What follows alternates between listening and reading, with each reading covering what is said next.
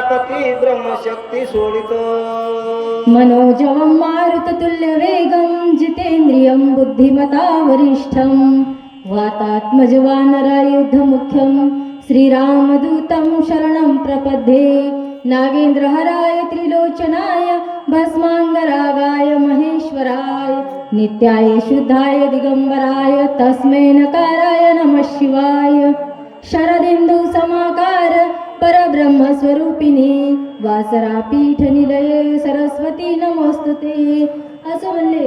सगळ्या वाचक सूचक मंडळी, सगळे गावकरी मंडळी, श्रोतेजन, मायबाप यांच्या चरणारविंदी नतमस्तक होऊन मारुतीरायांच्या चरणारविंदी नतमस्तक होऊन कथेला प्रारंभ. अशा प्रमाणे असणारे म्हणले. लक्ष्मणाकडे येणाऱ्या दोन्हीही शक्ती लक्ष्मणाने चकनाचूर करून टाकल्या आणि रावणाचा गर्वहरण करायला सुरुवात केलेली आहे म्हणतात. नाना परिचा दुर्धर युक्तिमय केली माईक शक्ती तीन तले श्रेष्ठ सुरा प्रति लंकापते संचित. अशा प्रकारे असणारे म्हणले. ती दुर्धर शक्ती असणारी राजा रावणाच्या सासऱ्याने नाना प्रकारची माया रचून कापटी विद्या त्याच्यावर अनुसरून तयार केलेली शक्ती त्याने आपल्या जावयाला राजा रावणाला दिलेली होती म्हणतात. तेने प्राथिला प्रजापती मागितली ब्रह्मशक्ती आणि वारे त्रिजगते वर्णवोक्ती दुर्धर. आणि अशा प्रकारे असणारी नाना माया रूपी कपटाने तयार केलेली आणि वर तिला ब्रह्मदेवाचं वरदान असलेली अशी शक्ती मयासुरानं राजा रावणाला प्रदान केलेली होती म्हणतात. ब्रह्मा म्हणे रावणा शक्ती सर्वांच्या घेईल प्राण अवतार पुरुष जाना बाधकपणा चालेना. ब्रह्मदेवाने ज्या वेळेस ती शक्ती राजा रावणाला द्यायला सुरुवात केलेली होती म्हणतात तेव्हा राजा रावणाला सांगितलं की ही शक्ती फक्त दुष्ट लोकांवरच चालेल, अवतारी पुरुषावर चालणार नाही आणि हिचा सदुपयोगच करावा लागेल, हिचा दुरुपयोग होणार नाही. अशा प्रकारची माहिती ब्रह्मदेवाने राजा रावणाला दिली होती म्हणतात. अवतार पुरुषा प्रती माझी बाधेना ब्रह्मशक्ती प्राण घेणवे तिचे निश्चिते त्याचे निशक्ती संपे. अशा प्रकारे असणारे म्हणजे ब्रह्मदेव म्हणत होते जो अवतारी पुरुष असेल त्याला कदा काळी या शक्तीने बाधा होणार नाही आणि त्या अवतारी पुरुषाकडूनच या शक्तीचा नाश होईल अशा प्रकारची माहिती ब्रह्मदेव देत होते. ज्यावर शक्ती प्रेरणे तिने दिवे नाही वाचणे आईशे ब्रह्मशक्ती रावले लक्ष्मणा कारणे सजले. जी शक्ती एवढी अनिवार्य होती, एवढी खडतर होती की साधारण मनुष्य प्राण्यावर जर ती शक्ती सोडली तर त्या शक्तीच्या प्रभावाने त्या माणसाचे प्राण वाचणार नाहीत. आणि लक्ष्मण सुद्धा कसे होते म्हणतात, मानव वेशामध्ये होते शशाचा अवतार परंतु मानव वेशात होते म्हणून राजा रावणाने आता ती शक्ती लक्ष्मणावर सोडली म्हणतात. शक्तीने मारावा विभीषण तो सुमित्रे वाचविला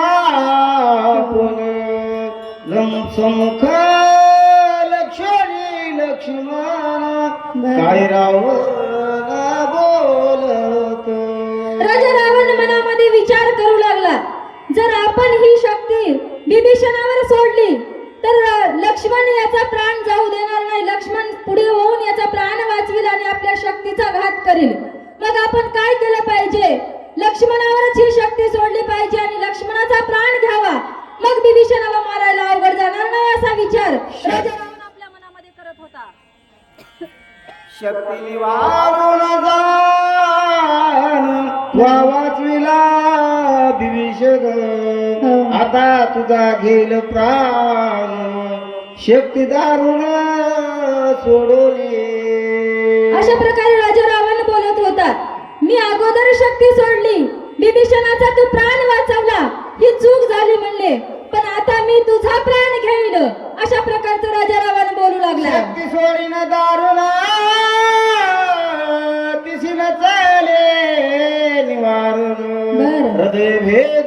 संपूर्ण घेऊन प्राण येईल. राजा रावण बोलत होता, म्हणत होता, आता मी जी शक्ती सोडत आहे ती फार अनिवार्य शक्ती आहे, खडतर आहे, आणि ही शक्ती जर आली तर तुझा प्राणच घेऊन बाहेर निघेल म्हणले. आता तुला याच्यातून वाचणं शक्य नाही. अशा प्रकारे राजा रावण रागाने लक्ष्मणाला बोलत होता. हे शक्तीचा गाध शिकविल्या कळेल पुरुषार्थ. ऐसे बोलवी लंकानाथ शक्ती सोडेत साठोपे. राजा रावण बोलत होता रागाने, म्हणत होता, तू खूप पुरुषार्थी आहेस ना, मग माझ्या शक्तीचं निवारण कर आणि मग आपला पुरुषार्थ दाखव. असं रागाने राजा रावण बोलत होता. शक्ती तेजाच्या कडाडी उभे सैन्यापडे झापडी. प्रलयजूच्या पडी पाडी गगन गडाडी गडगरजे. अशा प्रकारे राजा रावणाने शक्ती सोडल्याच्या नंतर ती शक्ती एवढा गडगडाट करत येत होती, म्हणतात एवढा आवाज करत येत होती, जशा काही प्रलय काळ यावा आणि विजांचा गडगडाट व्हावा, अशा प्रकारे ती शक्ती गर्जना करत येत होती म्हणतात. सुमित्राने रघुनाथ तिसरा वीर हनुमंत याची नेत्रे सावचित्त येर मूर्छित शक्ती तेजे. अशा प्रकारे असणारे म्हणजे या युद्धभूमीवर ही शक्ती बघितल्याच्या नंतर सगळ्या सैन्याच्या डोळ्याला झापडी पडली होती, म्हणतात मूर्छागत पडले होते. कारण शक्तीचा तसा आवाजच होता, शक्ती तशी खरतर होती. फक्त रणभूमीमध्ये तिघच जण सावध होते, राम, लक्ष्मण आणि हनुमंत. त्या तिघांनाच शुद्ध होती म्हणतात. शक्ती देखो दूरधर लक्ष्मण योधा वीर धीर. दंडळी नानु मात्र सदोनी शर छेदित.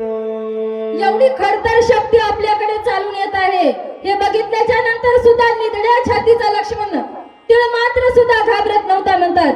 आपल्या हातामध्ये धनुष्यबाण घेऊन त्या शक्तीचं निवारण करण्यासाठी आपल्या हातातला धनुष्यबाण सज्ज करून उभे राहिले होते. शक्ती कडाळिता गगनी लक्ष्मणे विंधो निबाणी. शतदा सांडिली छेदोनी घातली पिटोनी निरालंबे. आकाश मार्गाने गडगड गडगड गडगड करत येत होती म्हणतात शक्ती, आणि लक्ष्मणाने तिच्यावर 100 बाण सोडून ती शक्ती अनिवार्य असणारी शक्ती छेदून टाकली होती म्हणतात. आकाशामध्ये तिला जशी जी मायारूपी शक्ती होती त्या शक्तीचं निवारण लक्ष्मण दादा करत होते. ब्रह्मशक्ती अति निर्वाणी गगनी येता कडारोने. लक्ष्मणाच्या संरक्षणी कृपावचने वदेरा. अशा प्रकारे असणारे म्हणले. आता लक्ष्मणाकडे ती शक्ती रागानेच येत होती म्हणतात, आणि त्या लक्ष्मणाचा सुद्धा प्राण वाचवण्यासाठी कृपाघन म्हणजे राजा रामचंद्र प्रभू काय करत होते. श्रीराम दृष्टी अवलोकन शक्तीची शक्ती केली क्षीण. ब्रह्मशक्तीशी देवो निमान राखिली निर्वीर्यत्वे. अशा प्रकारे म्हणले. आता ती मयासुराने निर्माण जी केली होती शक्ती, जी मयासुराची माया त्या शक्तीमध्ये होती, त्या शक्तीची चकनाचूर झाले म्हणतात. आणि आता उरली फक्त ब्रह्मदेवाने निर्माण केलेली वरदयुक्त शक्ती होती, आणि त्या शक्तीला मान देण्यासाठी राजा रामचंद्र प्रभू आणि लक्ष्मण काय करतात. श्रीरामे शक्ती केली क्षीण. त्यावेळी लक्ष्मणे विंदिता बाण शक्ती पडत पडता जार झेली रावण साठोपे. अशा प्रकारे असणारे म्हणले. राजा रामचंद्र प्रभूने त्या शक्तीकडे कृपा कटाक्षाने बघितल्याच्या नंतर ती शक्ती खूप क्षीण झाली आणि परत राजा रावणाकडे गेली म्हणतात. तू ब्रह्माची ब्रह्मशक्ती निष्फळ केवी पडशी. क्षिती रावणे घेऊन हाती हानी पुढती सौमित्रा. राजा रावण त्या शक्तीला बोलत होतास. ब्रह्मदेवाचं वरदान असताना एवढी तू शक्तिशाली शक्ती असताना एवढी निष्फळ का झाली आणि माघारी माझ्याजवळ परतून का आली म्हणून पुन्हा रावण ती शक्ती लक्ष्मणावर सोडू लागले. जवळून शक्ती हानिता जाण बरं. लक्ष्मण विंदेल तीव्र बाण येणे भेणे रावण आणि आपण दुरोणे. राजा रावणाला फार भीती होती म्हणतात. जर आपण जवळ जाऊन युद्ध केलं, जवळ जाऊन तरी शक्ती लक्ष्मणावर सोडली तर लक्ष्मण शक्ती सोडायच्या अगोदर आपले बाण सोडतील आणि या शक्तीचा नाश करतील. म्हणून राजा रावण दूर गेला आणि दूर जाऊन लक्ष्मणावर राजा रावणाने शक्ती सोडली म्हणतात. रावणे शक्ती घेऊन हाती बरं. आपुलिया सर्व शक्ती सोडिले सुमित्रा प्रती सकोपव्रती साटोपे. अशा प्रकारे असणार रावणाने ती शक्ती परत आपल्या हातामध्ये घेतली, माफ करा, आणि आपल्या अंगामध्ये जेवढी शक्ती आहे तेवढी शक्ती एकवटून त्या शक्तीला लावली आणि लक्ष्मणावर ती शक्ती सोडली म्हणतात. अंग बळे चांग बळे बाहुबळे प्रतापसिंहे शक्ती सोडी तारण कल्लोळे गगना उसळे कडकडे. अशा प्रकारे म्हणले आपल्या अंगामध्ये जेवढं काही बळ आहे, जेवढं काही सामर्थ्य आहे तेवढं त्या शक्तीला एकवटून लावलं आणि ती शक्ती आकाश मार्गाने लक्ष्मणाकडे सोडलेली आहे. लक्ष्मण वीराती धडा गदान सरे मागा पुढा शक्ती छेदिली तडतडा निज कुराडा विंदोने. अशा प्रकारे असणारे म्हणले तेवढी मोठी दुर्धर शक्ती येत आहे म्हणून काय लक्ष्मण दादा भीत होते का म्हणतात. निधड्या छातीचे लक्ष्मण होते आणि त्या शक्तीचं निवारण लक्ष्मण दादाने केलं म्हणतात. मयासुरे निर्मिली होती जे ते छेदिली बाणावरती उरली केवळ ब्रह्मशक्ती ब्रह्मव्रतोक्ती अनिवार्य. आता जेवढी मयासुराने निर्माण केलेली शक्ती होती तेवढी शक्ती काय झाली म्हणतात, विनाश पावली आणि आता फक्त ब्रह्मदेवाच्या निर्मितीपासून तयार झालेली ही शक्ती राहिलेली आहे म्हणतात. शक्ती येताची संपूर्ण लक्ष्मणे विंदो निबाण सत्य लोकावरती जाण उडवी आपण साटोपे. आपल्याकडे लक्ष्मणाने बघितलं की आपल्याकडे रावणाने सोडलेली शक्ती येत आहे म्हणून लक्ष्मणाने सुद्धा आपल्या बाण काढले आणि त्या शक्तीकडे बाण सोडले आणि त्या शक्तीला सत्य लोकामध्ये म्हणजे ब्रह्मलोकापर्यंत त्या शक्तीला पोहोचवलेलं आहे म्हणतात. शक्ती वेळे येऊ पाय लक्ष्मण बाणे पिटी तुझाय शक्ती उसने घेऊन लाय दुर्धर घाये हानी तो.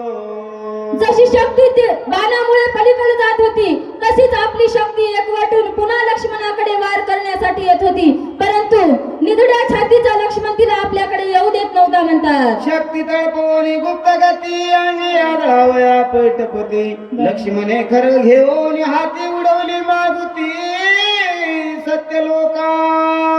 कपटी रावणाने सोडलेली कपटी शक्ती होती म्हणतात. शक्ती सुद्धा लक्ष्मणासोबत कपट करत होती, कारण दिसता जर गेलं तर मला लक्ष्मण माझं काय करेल म्हणजे छेदन करेल याची भीती शक्तीला होती. म्हणून शक्ती सुद्धा कपट रूपाने म्हणजेच गुप्त रूपाने लक्ष्मणाकडे येत होती, परंतु लक्ष्मण खूप सावचित्त होऊन युद्ध करत होता म्हणतात. त्याने आपल्या हातात खडग घेतला आणि शक्तीचं पुन्हा निवारण केलं. घ्यायाच्या खनाळणी शक्तीचे दिता रणांगणी ठिणग्या उसळल्या गगनी जीविता रांगणी नभशोभा. अशा प्रकारे असणार खडगाने त्या शक्तीचं निवारण करत होते म्हणतात लक्ष्मण.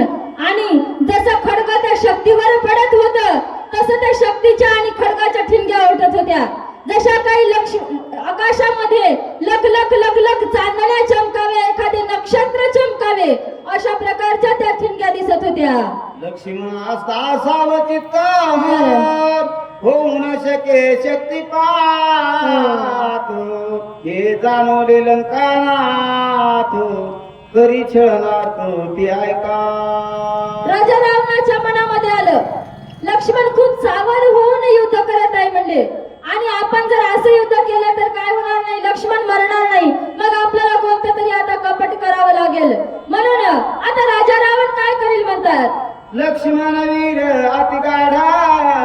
समजा निमित्त निधडा शक्ती येऊन येते अंगाकडा लाविले वेडा लंकेशा.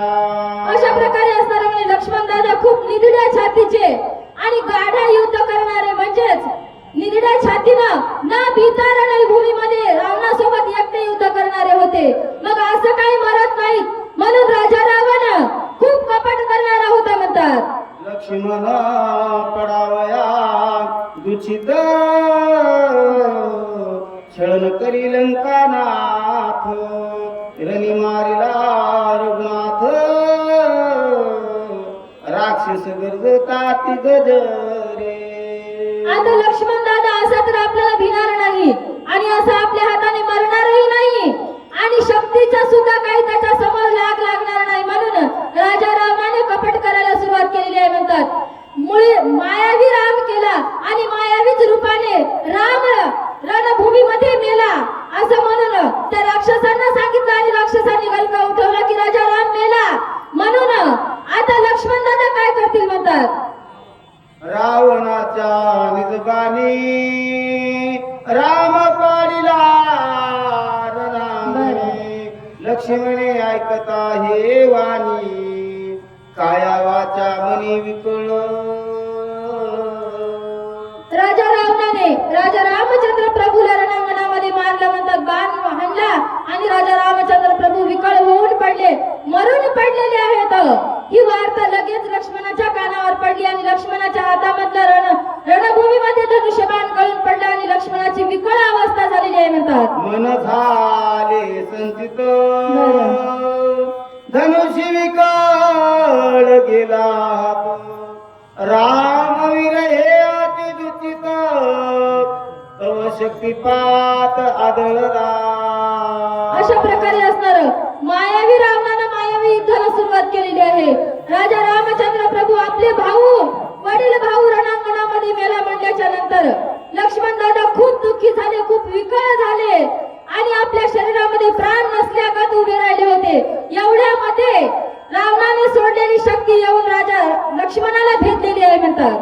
शक्ती भेदता हृदयासी राम स्मरण सुमित्रासी शक्ती भेद झाला हृदयासी वर कांतीशी लागली. आणि राजा रामचंद्र प्रभू मरण पावले म्हणल्याच्या नंतर लक्ष्मण खूप बेसावध अवस्थेमध्ये होते आणि अशा या बेसावध अवस्थेमध्ये शक्तीने लक्ष्मणाचा वेध घेतला म्हणतात आणि लक्ष्मणाचा प्राण विकळ केलेला आहे आणि लक्ष्मणाला रणभूमीमध्ये पाडलेला आहे. हे श्रीरामाचे स्मरण